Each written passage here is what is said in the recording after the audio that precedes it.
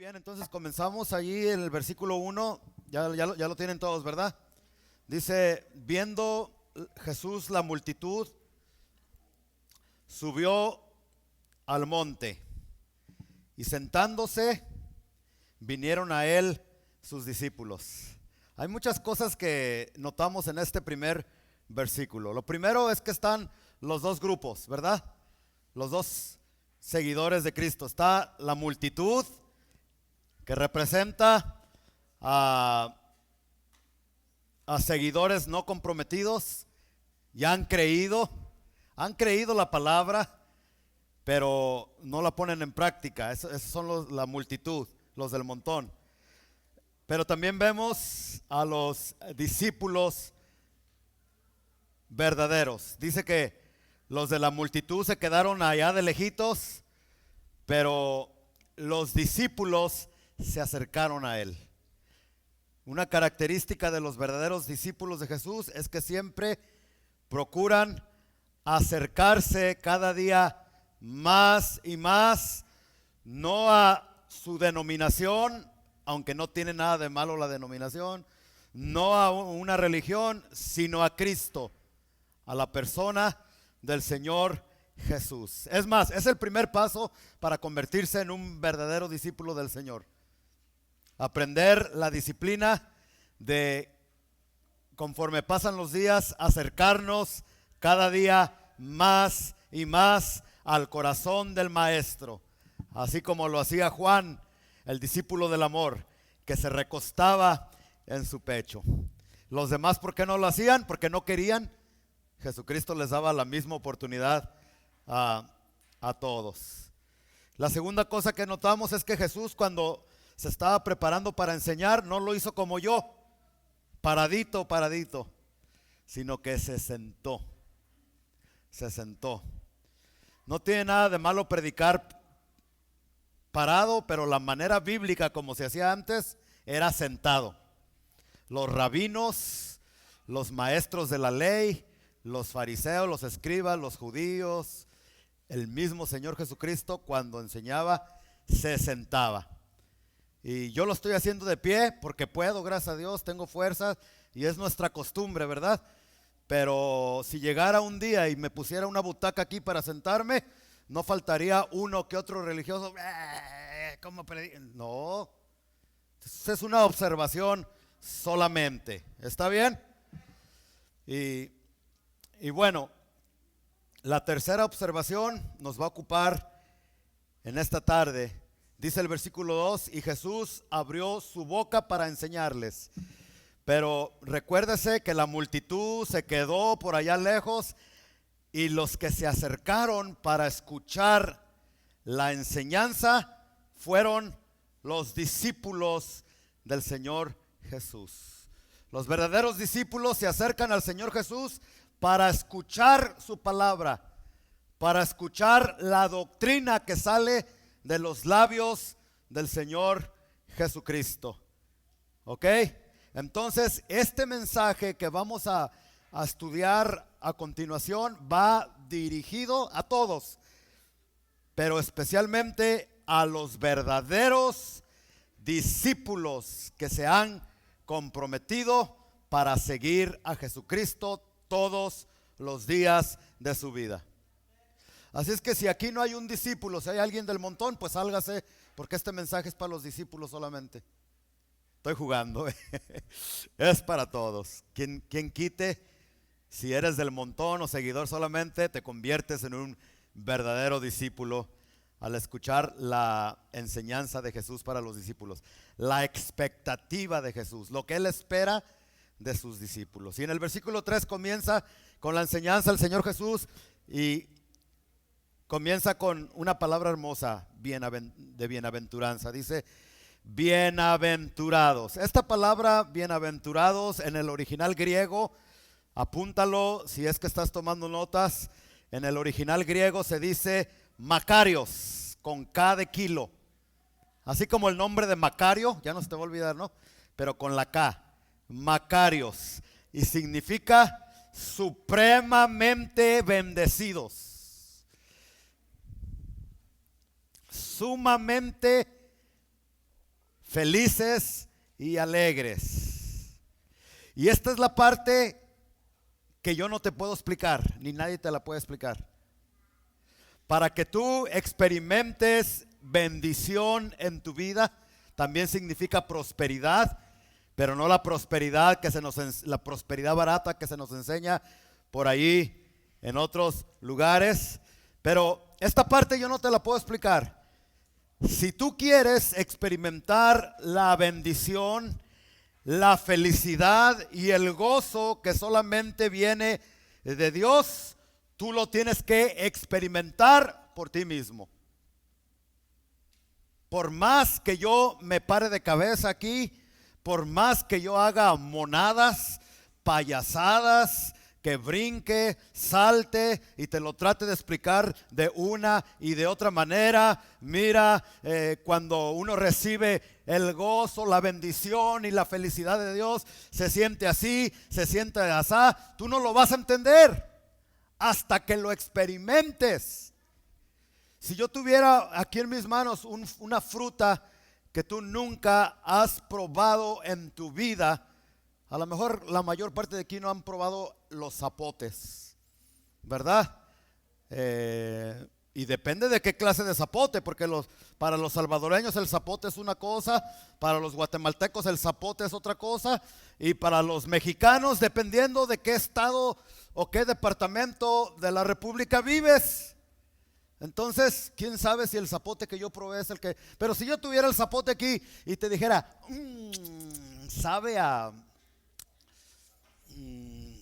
pues no sé, está dulce, pero al mismo tiempo está agrio, pero está bien sabroso.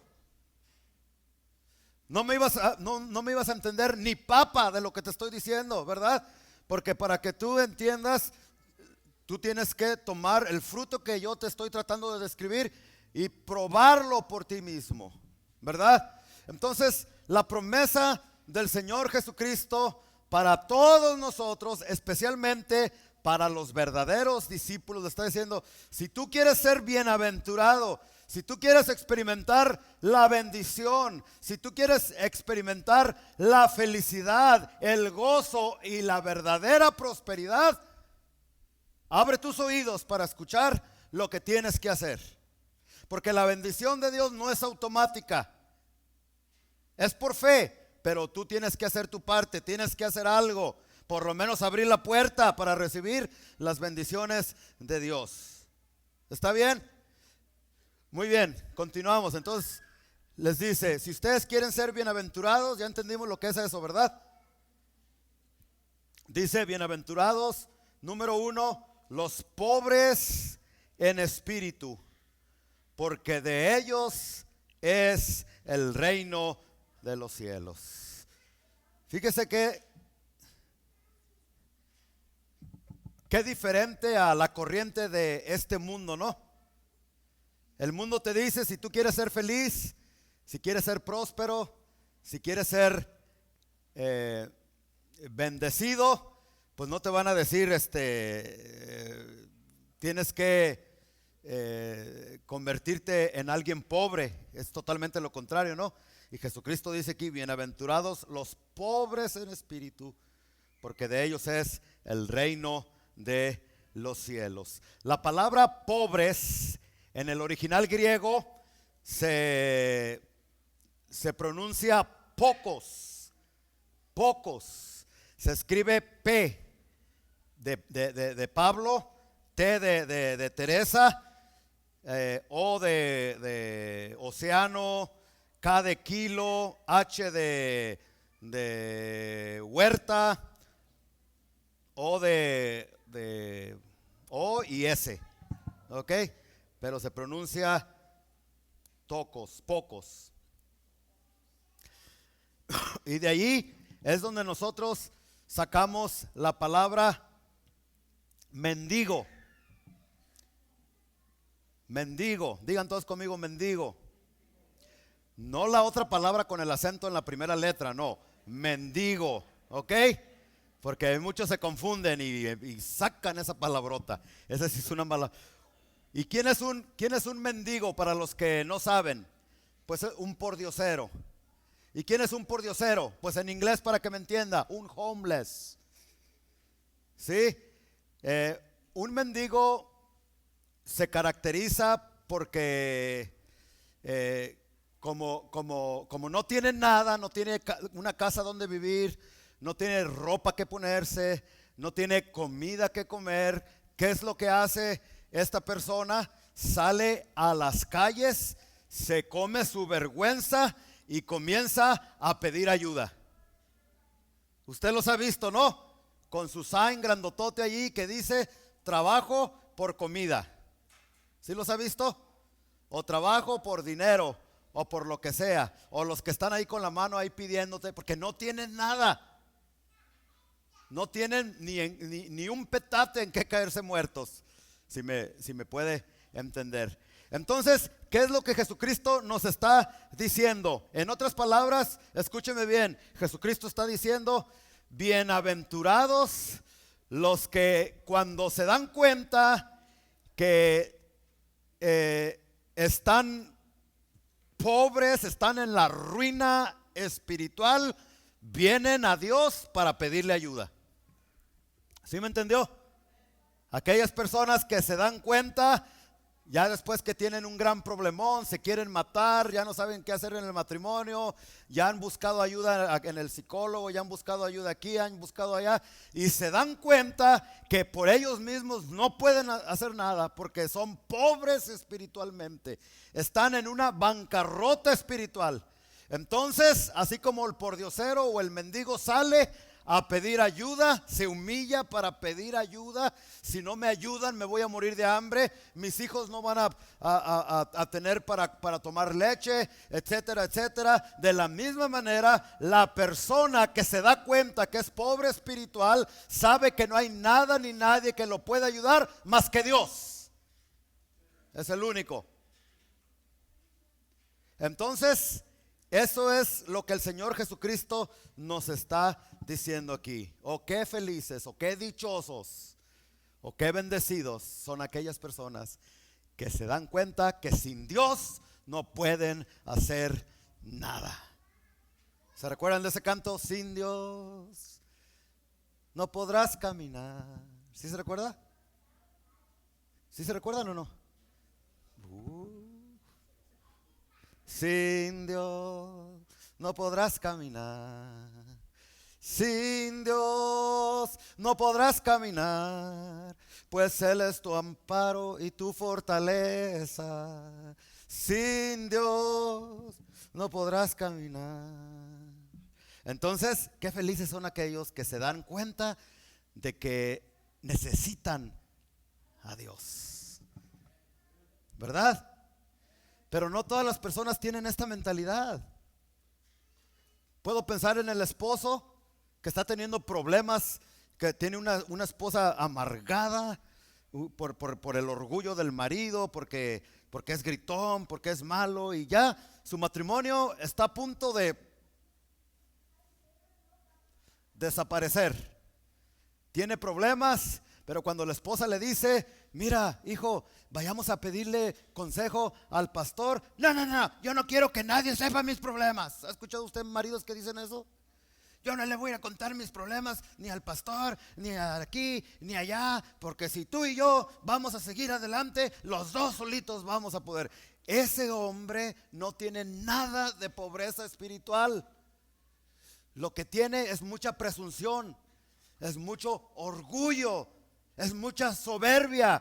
Piensa que solito puede y anda de orgulloso, de gritón, de una actitud de los mil demonios. Su esposa ya está a punto de abandonarlo, pero él no se humilla para pedirle ayuda a Dios, al único que le puede ayudar. Hay otras personas que cuando ya no saben qué hacer, en lugar de venir a Cristo para pedirle ayuda, van con el psicólogo. O como yo normalmente le digo, el matalocos. O el vuelve locos, ¿verdad? O personas que van con el doctor primero, o que van a las pastillas primero, que van a la medicina primero, que van al banco primero cuando tienen problemas económicos. Y Jesucristo nos enseña que la clave para tener estabilidad en el hogar, en las finanzas y en cualquier otra área de nuestra vida, es venir a Cristo. Pero para venir a Cristo y para reconocer que tengo una necesidad, tengo que humillarme. Y el orgullo es un demonio horrible que muchas personas lo traen bien metida en el corazón. Y eso es lo que les impide que pidan ayuda a Cristo. Déjese de eso.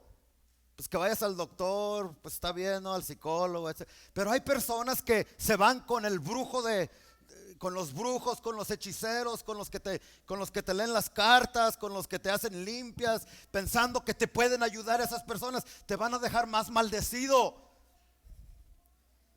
te van a dejar peor que como estás, porque la única ayuda verdadera viene de lo alto. ¿Verdad que el salmista lo decía? Alzaré mis ojos a los montes, ¿de dónde vendrá mi socorro, mi ayuda, mi fortaleza? Y él mismo se contesta y dice, mi socorro y mi ayuda viene de Jehová, Dios de los ejércitos. En la Biblia hay muchos ejemplos de personas que necesitaban ayuda y Dios les dio la oportunidad para que pidieran ayuda y se arrepintieran, y no lo hicieron. El ejemplo clásico que a mí me encanta lo tenemos en Primera de Samuel capítulo 15. Es un hombre llamado Saúl, el rey Saúl. Dios le había dado una orden al rey Saúl, ¿se recuerdan ustedes? Vamos a Primera de Samuel 15.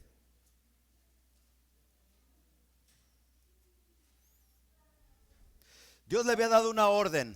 Dios había sido específico con el primer rey de Israel y le había dicho, tienes que ir y tienes que destruir a los amalecitas, incluyendo al rey, su ganado, todo. No dejes a nadie con vida. Pero ¿qué es lo que hace el rey? Cuando captura al rey de los amalecitas, le perdona la vida y también le perdona la vida a lo mejor del ganado. Cuando el profeta Samuel se da cuenta de esta desobediencia, viene y lo confronta. Pero ¿qué es lo que hace el rey Saúl? En lugar de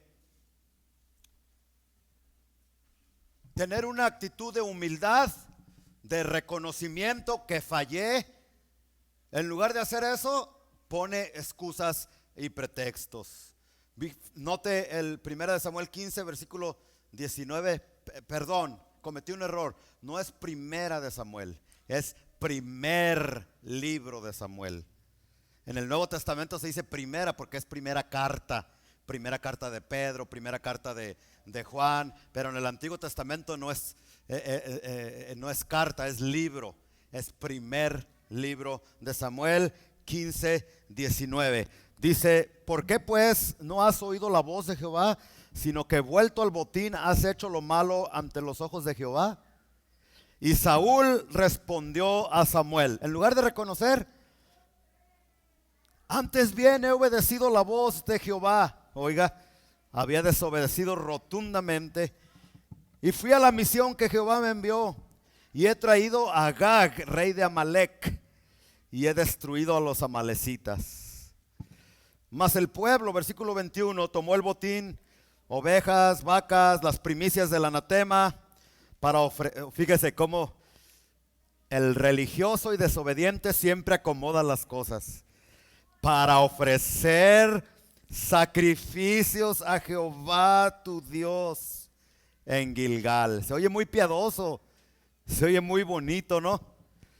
Versículo 22. Y Samuel dijo, y aquí es donde dice, ¿se complace Jehová tanto en los holocaustos y víctimas como en que se obedezca a las palabras de Jehová?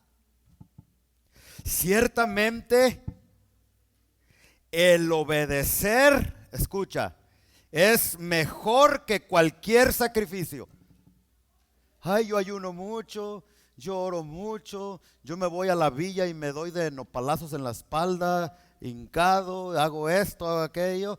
Dice, ciertamente el obedecer es mejor que los sacrificios.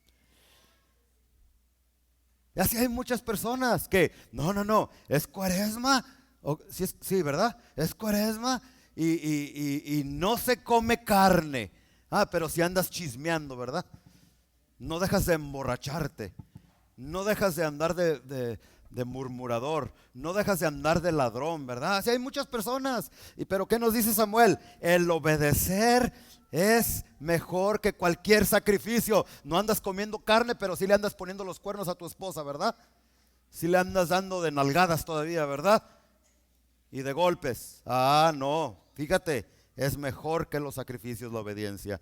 Y el prestar atención que la grosura de los carneros. Versículo 23. Porque como pecado de adivinación es la rebeldía.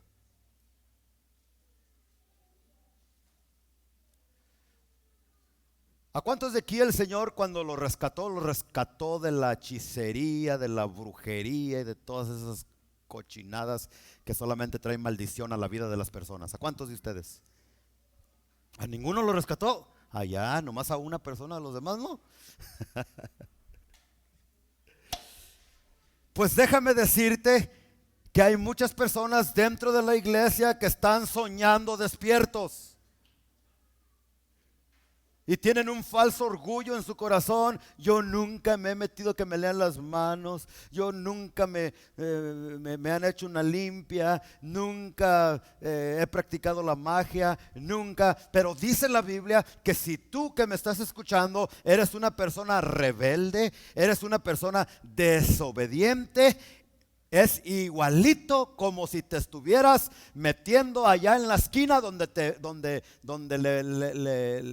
le leen las palmas de las manos a las personas, y la misma maldición que le cae a esas personas que andan tratando y buscando ayuda allá con los brujos, allá con los hechiceros, es la misma maldición que a miles y miles de cristianos que vienen a la iglesia, del montón, debo de decir, les cae también en las iglesias.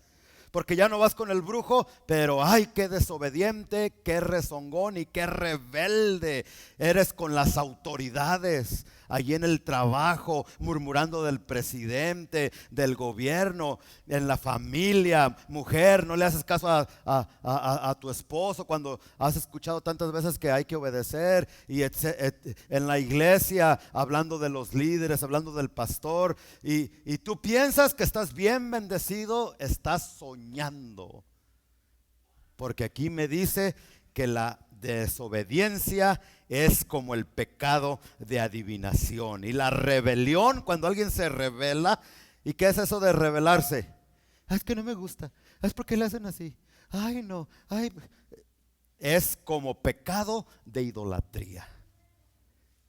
Si hay algo horrible en esta vida que trae maldición a las personas, a las generaciones, una de las razones por qué hay niños que, es que desde chiquito le gustaba jugar con las muñecas y le gustaba vestirse de esta manera, o a la niña le gustaba vestirse como niño y todo eso. Eso nos dice Romanos capítulo 1, especialmente en el capítulo 2, que es el resultado directo de la idolatría. Ay, pero yo nunca, yo nací en el cristianismo, gloria a Dios, santidad de Jehová. Yo no conozco nada de idolatría. Nunca he ido a una iglesia, nunca me le he hincado a un santito, nunca me le he hincado a una mujer, a una estatua, a nada de eso. Yo no soy idolatría. Yo creo esa maldición no vino por ese otro lado. Pero nunca nos ponemos a pensar que la idolatría no solamente es hincártele a un demonio, hincártele a un santo, hincártele a un hombre, a un papa, sino la obstinación. Y la rebeldía es como el pecado de idolatría, igualito. ¿Qué es obstinación? En el original mío, obstinación es ser terco, mula. ¿Cuántas veces has escuchado, mujer, que tienes que respetar, honrar y obedecer a tu marido? ¿Cuántas veces? ¿Cuántos sermones se nos ha dicho? Y no lo haces, eres un terco mula, o en este caso terca mula. No lo haces. Pero mira, es que si tú eres cristiana y él te trata mal, tú tienes que cocinarle su mejor comida. Cuando venga del trabajo, tienes que quitarle los calcetines apestosos, ¿verdad? Y tienes que agarrar agüita y sobarle los pies y todo eso. Pero pastor, es que no lo conoce, es que me ha tratado así, me ha tratado así. Y no lo obedeces, eres una obstinada. Y quizás por allí, ese es un pecado de idolatría, es un agujero por donde los demonios se meten y traen maldición a tu casa. Quizás en las iglesias ya no tenemos el pecado de tener estatuas donde se practica la idolatría, pero sí está el pecado de la obstinación, de la terquedad, de la rebelión y de la desobediencia. Ni un amén. Todos calladitos, calladitos.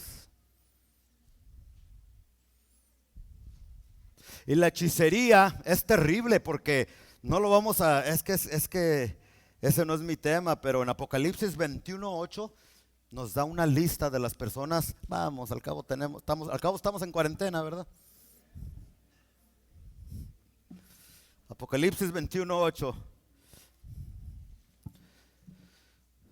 nos da una lista de personas que no van a entrar al cielo. Dice, pero los cobardes e incrédulos, así es que los cobardes, los miedosos, los que están allí, que no hacen nada, no viven una vida desenvuelta por miedo al coronavirus, los cobardes e incrédulos, los abominables, homicidas, los fornicarios, o sea, los que tienen sexo antes del matrimonio, y hechiceros, y luego los idólatras, y todos los mentirosos tendrán su parte en el lago que arde con fuego y azufre. Esta es la muerte segunda. A donde lo quería llevar es que la palabra los hechiceros en el original griego es farmakeos, así como lo escucha, farmakeos. Y ahí es donde nosotros sacamos la palabra farmacia o drogas. Lo que quiere decir que si los hijos se permiten en la casa que sean rebeldes y desobedientes, el pecado de hechicería los va a agarrar y los va a llevar a las drogas, los va a llevar al alcohol, los va a llevar a todos esos pecados horribles. Pero bueno, suficiente de esto. Regresemos a Mateo capítulo 5, versículo, la primera bienaventuranza entonces es para aquellos que son pobres en espíritu, que reconocen que necesitan ayuda y que no van a actuar como Saúl. Escúchame, si alguien viene, una figura de autoridad, tu papá, tu maestro, la policía, tu jefe en el trabajo, el pastor en la iglesia, y te llama la atención por algo que estás haciendo, no pongas excusas, no te enojes tampoco, acéptalo, porque eso significa ser pobre en espíritu. Y si tú eres terco, no, que yo no fui, que fue Tete y que para allá y para acá, no vas a ser ni dichoso, ni feliz, ni bendecido, ni próspero, aunque lo confieses todo lo que quieras. Porque hay personas que anulo y confieso. ¿Cómo? Anulo y cancelo. Tú no vas a liberarte de la maldición, del pecado, de la infelicidad con solamente decir palabras vacías y huecas. Anulo y cancelo, ya nomás te falta cruz.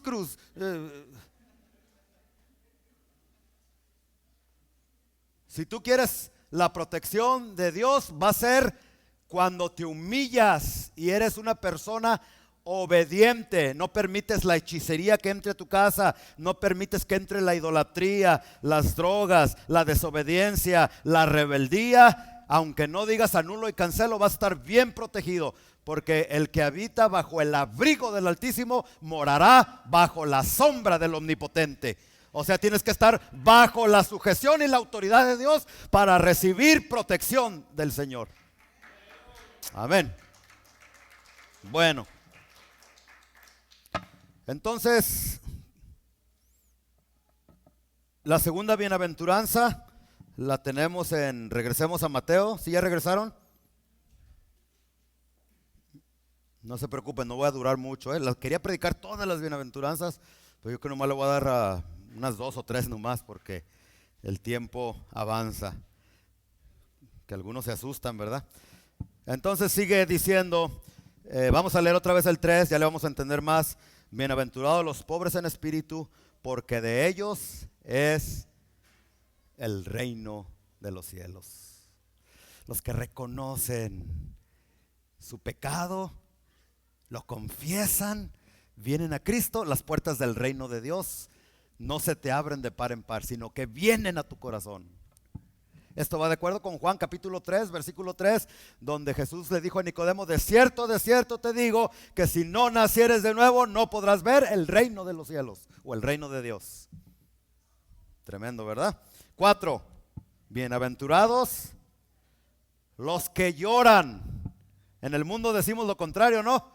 Los que lloran son unos desgraciados, son unos malaventurados, no, Jesús dice, bienaventurados los que lloran, pero por las razones correctas, porque ellos recibirán consolación. Bienaventurados los que lloran.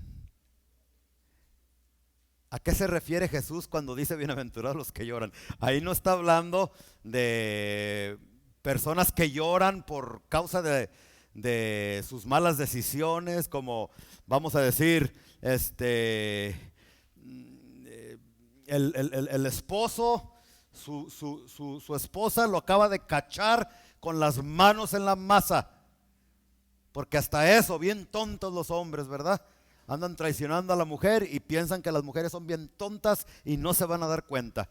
Las mujeres son más listas de lo que crees. No, que no que le quité la clave para que no viera mi teléfono. En primer lugar, no tienes que quitarle ninguna clave a tu esposo ni a tu esposa. Entre marido y mujer, todo tiene que ser transparente. ¿Que quieres mi teléfono? Ahí te va mi teléfono. Ya conoces mi esposa diario me la da la de ella, pero se me olvida. Y se me olvida porque soy más tonto que ella, porque yo fui el que se la puse a ella. Pero bueno, así es como está la cosa, ¿verdad? Hay veces que la estoy espiando a ver qué anda haciendo. No se crean, miren. Y a la 1 de la mañana la estoy despertando. Marta, ¿cuál es tu ¿cómo se dice? Tu contraseña. No, bueno. Pero ahí está el esposo tontote que piensa que no, y ahí dejó rastros en el Facebook, porque es a través del Facebook, bendito que tantos matrimonios se están separando porque de repente ya se hizo amigo del que era su novio, del que era su novia cuando estaban en la escuela, y ahí empieza la chispita, y ahí empieza la mentira, y ahí empieza el demonio para meterse. Pero de cualquier manera la esposa lo descubre. Y me traicionaste, desgraciado, ¿verdad? Rata de 2 patas, cucaracha aplastada y para allá y para acá, ¿verdad? No, te lo juro que no. ¿Por qué juras? Si la Biblia dice que no hay que jurar. Pero bueno, hasta ahí se le sale todo eso, ¿no? Entonces, una vez que lo descubre, empieza a llorar. Empieza así como dicen, lágrimas de cocodrilo. ¿Usted sabe por qué dicen lágrimas de cocodrilo, no? Porque los cocodrilos sacan una sustancia que parecen lágrimas y parece que están llorando, pero no están llorando, están listos para tragarte, despedazarte. Y empiezan, ay, perdóname, yo te prometo que no lo hago. Es que fue una noche de borrachera y ¿y tú qué andabas haciendo tomando? Si sabes que no debes de tomar. Y ahí está llorando. A esa clase de hombres no se refiere aquí. A esos no van a ser consolados, porque ese no es verdadero arrepentimiento. Está llorando porque lo agarraron con las manos en la masa, lo cacharon en el acto y ya no puede negarlo, ya no puede decir que no. Aquí está hablando de las personas cuando nadie te ha descubierto que te robaste $100. Cuando nadie te ha descubierto que te metiste en el teléfono a ver pornografía. Cuando nadie te ha descubierto que estás traicionando a tu esposo, que estás haciendo esto, estás haciendo, nadie te ha descubierto, pero te viene una tristeza en lo más profundo de tu corazón, que no tienes otra alternativa más que caer de rodillas, derramar tus lágrimas y pedirle perdón a Dios, porque todo pecado que haya sido cometido en contra de tu esposa, de tu esposo, de tus hijos o de cualquier otra persona, en primer lugar, siempre nuestro pecado va a ser hacia la persona santa y bendita de Dios. Y antes de ir a pedirle perdón a tu esposa, antes de ir a pedirle perdón a tus hijos, antes de ir a pedirle perdón al carnicero, al lechero, al jefe del trabajo, en primer lugar tienes que humillarte delante de Dios, reconciliarte con Él, pedirle perdón y asegurarte que su sangre te ha limpiado de todo pecado. Y una vez que lo haces y que lloras, a eso se estaba refiriendo Jesucristo cuando decía: bienaventurados los que lloran de arrepentimiento. Así como Pedro. ¿Se recuerda Pedro? Cuando negó al Señor Jesús, ¿cuántas veces? Antes de que cantara el gallo. Y cuando lo hizo, dice la Biblia que lloró amargamente de arrepentimiento porque le había fallado al Señor Jesucristo. Adiós. Esos son los que son bienaventurados.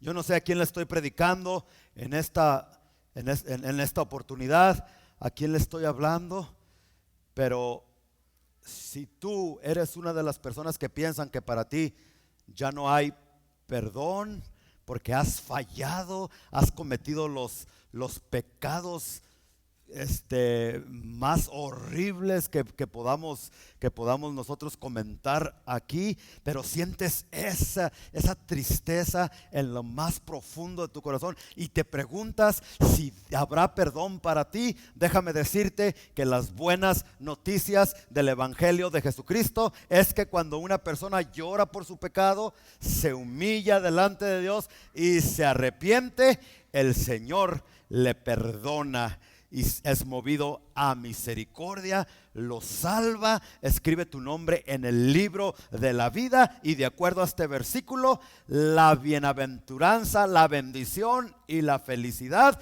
comenzará a llegar a tu vida, a tu familia, a tu casa, porque te arrepentiste. Pero no solamente está hablando de cuando una persona llora por dolor al pecado, sino por los problemas y las situaciones que la vida muchas veces nos trae. Se puede decir injustamente. Tú no hiciste nada, no moviste nada, pero te vino ese problema, te vino esa situación, se murió tal persona, un dolor profundo en tu corazón. Dice la Biblia: bienaventurados los que lloran. Aquí significa delante de la presencia de Dios. No llorar todo deprimido allá, ¡ay! ¿Qué voy a hacer? No está hablando de ese tipo de lloro, sino de un llanto derramado delante de Dios. Dice que Dios mira cada una de nuestras lágrimas y las está guardando también. Eso nos enseña la Biblia en Apocalipsis.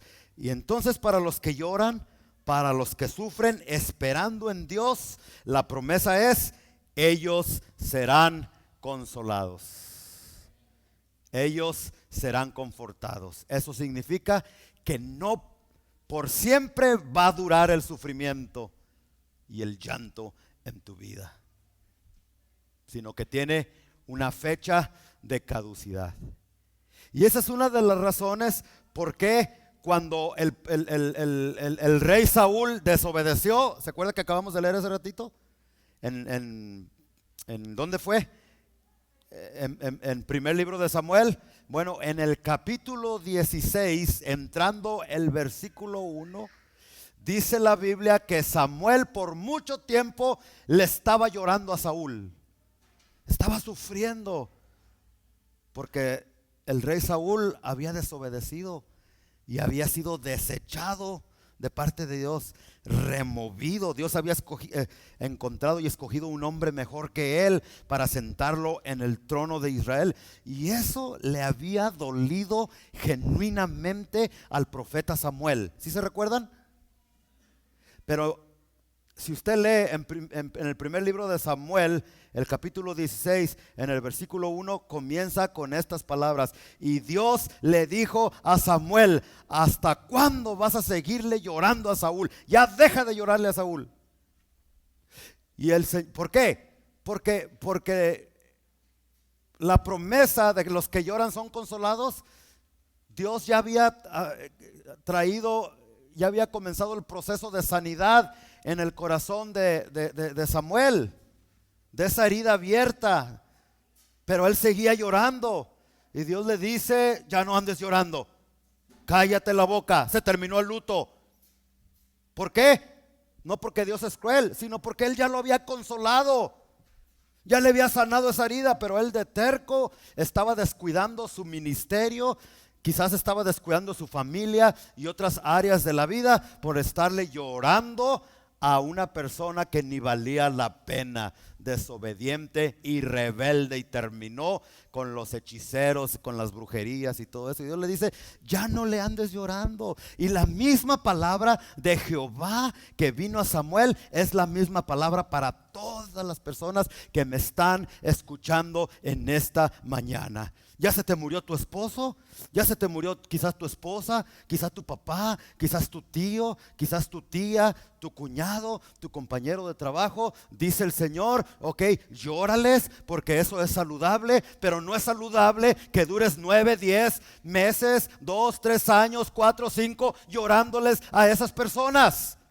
No es nada. Ya se te murió tu perrito, wow, wow, wow, wow, tu gatito, ya se te murió tu mascota favorita, ya le lloraste un día, 2 días, 3 días, ya déjale de llorar. Ya te dompió tu novia, ya te dompió tu novio y todavía no lo puedes superar. Ya te dejó el esposo, ya te dejó la esposa y todavía sigues llorando. Y el mensaje de Jesucristo y del Espíritu Santo a través de su palabra: reciban, si ya han sido consolados, ya deja de llorar, levántate, que tengo un trabajo para ti en esta tierra y no quiero que pierdas tu tiempo. Llore y llore y llore, porque yo ya te he dado mi consolación y mi sanidad.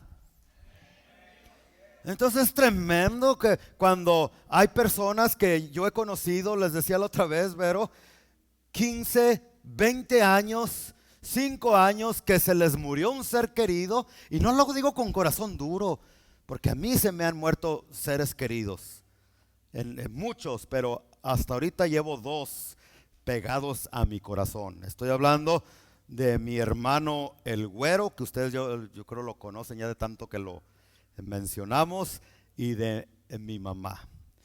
Y ya de eso ya ha pasado, ya hasta perdí la cuenta, no sé si 15, 20 años, pero usted no me ve todo deprimido, todo triste. Cuando me acuerdo de mi hermano Güero y de mi mamá, me recuerdo con alegría y con la expectativa y la esperanza de que muy pronto los voy a volver a ver. ¿Pero por qué tengo esa actitud? Porque Dios me consoló y trajo sanidad a mi corazón. El problema con personas que todavía ya han pasado años y todavía están ahí, que no lo pueden superar, es como una herida. Si a esa herida no le echas alcohol, no la limpias, no le pones sus, ¿cómo se dice? Sus puntadas, no te comes tus vitaminas para que te cierre, lo que va a pasar es que a esa herida, en lugar de sanar, le va a salir pus, se va a infectar. Después te va a pegar gangrena en donde está tu herida y te van a cortar ya sea la mano, ya sea el pie, el oído o la parte, porque esa herida no ha sanado. Y así hay muchas personas que ya tienen mucho tiempo llorando una pérdida, una situación difícil. No sé, el Espíritu Santo sabe quién está recibiendo esta palabra, y es porque no has recibido esta bienaventuranza. Porque no todos los que lloran van a ser consolados. Los únicos que van a ser consolados, que van a ser sanados, son aquellos que han entendido que sin Dios no pueden hacer nada, que Él es el único que les puede sanar de cualquier situación. Y ya se pasó el tiempo, ¿verdad? Y apenas vamos en la segunda bienaventuranza. Entonces, ¿cuántos de aquí quieren ser felices, dichosos, bendecidos, prosperados en esta vida? En primer lugar, humíllate y reconoce que necesitas a Dios. En segundo lugar, cuando venga una tragedia a tu vida, cuando venga un problema a tu vida, cuando venga una situación difícil, ya sea de divorcio, esperamos que no, ¿verdad? De muerte con tus hijos, por más difícil que esta sea, recuérdate que la tristeza no se cura con una botella de vino. Para olvidarme de mis problemas y no recordarme de que esta mujer me abandonó. ¿Sí? No. Así va a estar peor la cosa, porque al otro día cuando te levantes te va a doler la cabeza. A eso se le llama la santa cruda. Y después te vas a dar cuenta que los problemas no se fueron, todavía siguen allí. Y en lugar de que tu herida sane, va a empeorar. Vas a estar peor, porque al tomar o al me dejó esta mujer, me voy a ir con otro o con otra. ¿Cómo va? Bueno, ya está de moda todo, ¿verdad? Ahorita, ¿no? Y un clavo saca otro clavo, ¿verdad? Y me voy a acostar sexualmente con esta para que se le quite a esta mujer o a este hombre. Y piensas que de esa manera se te van a acabar tus problemas, se te va a acabar tu tristeza.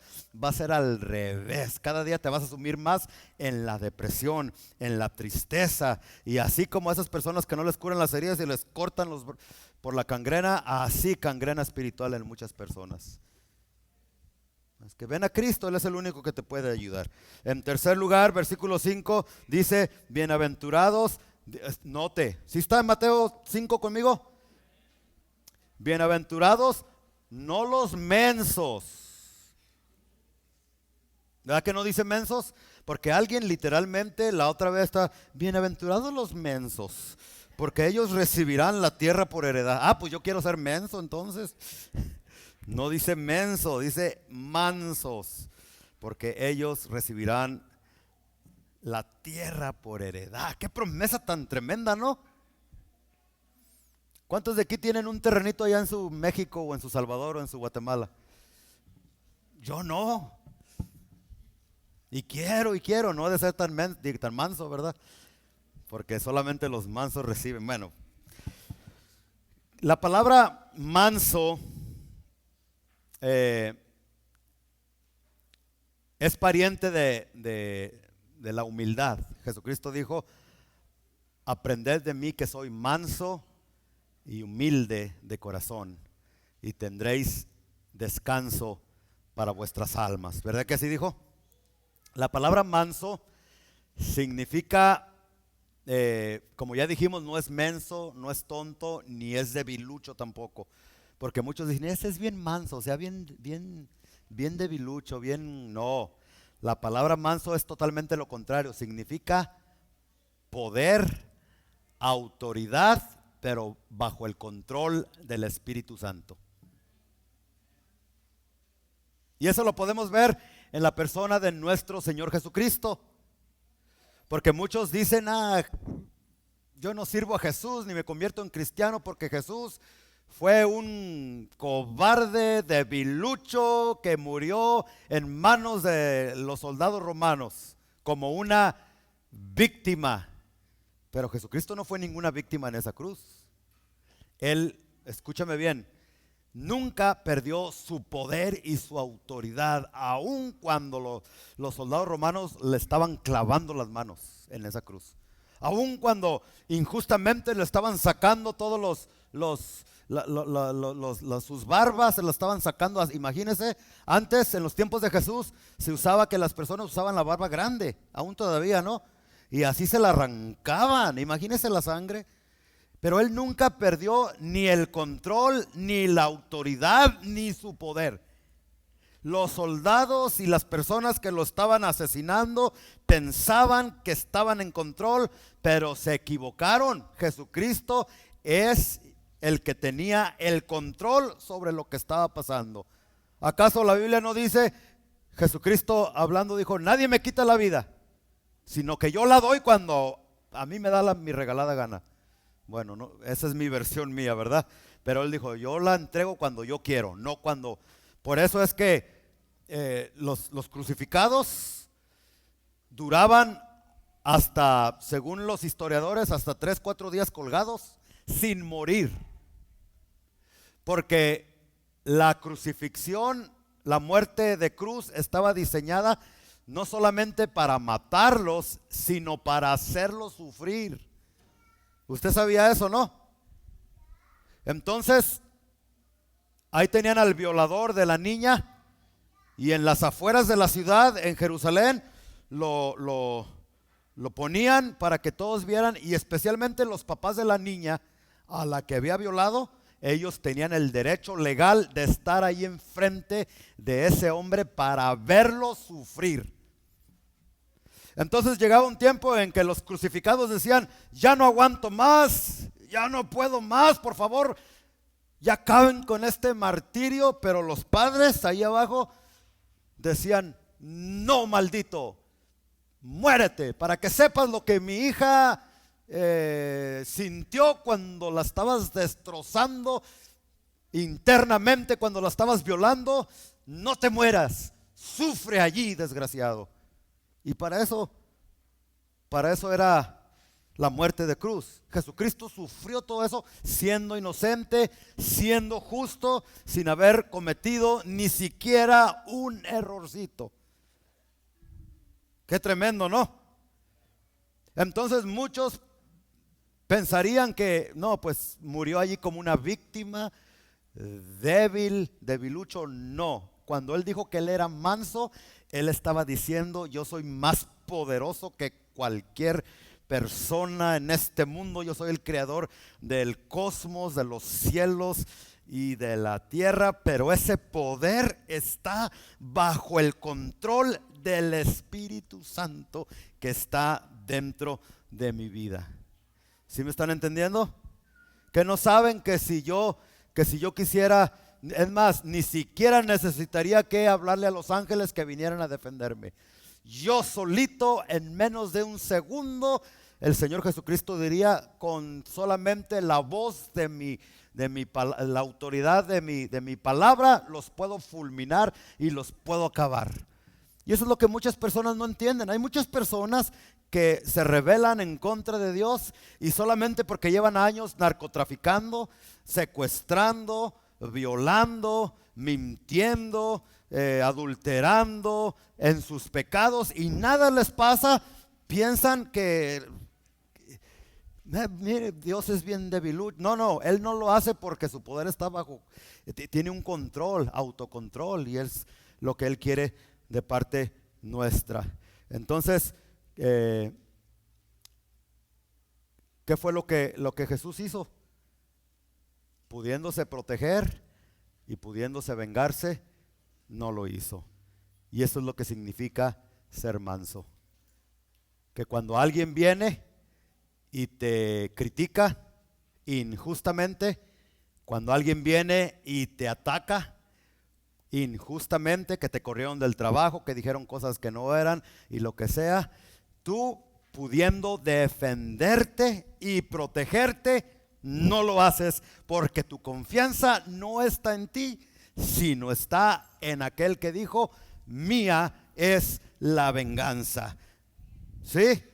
Cuando tú tienes la oportunidad de alguien te criticó, alguien te dijo injustamente y tú no abres la boca como Jesucristo, que no la abrió ni para defenderse ni para decir nada, y tú tampoco lo haces, ahí estás demostrando que eres una persona mansa, no mensa, bien inteligente, porque sabes que si tú continúas con esa actitud de mansedumbre, lo que vas a heredar es la tierra.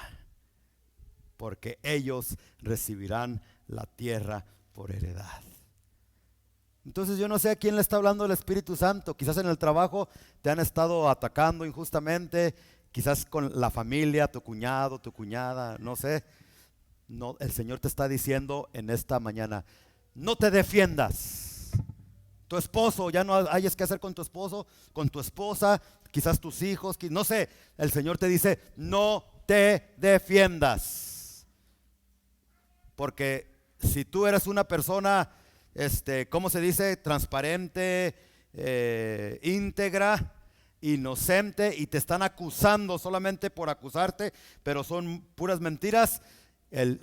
Yo voy a estar a tu lado y yo te voy a proteger sin que tú tengas que levantar un dedo, y tú vas a ver cómo yo te voy a honrar en frente de tus enemigos, dice la palabra del Señor.